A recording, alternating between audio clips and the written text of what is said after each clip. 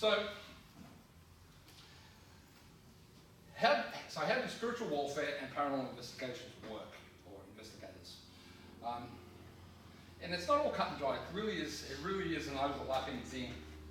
Well, I mean, I can look here and I know some people do investigations, and I know very different, right, to each other in a lot of ways. Okay, the way I do things, the way Mandy does things, is even different. Okay, I'm not a medium, I'm not a sensitive, but Mandy is. So we do things differently. Okay, but we all have our experiences. The way Billy over here works, or the way Tony works, you know, Kira, etc. They will all have their own ways of doing things. We don't all have to work together. So same as spiritual warfare, and how it works together. All right.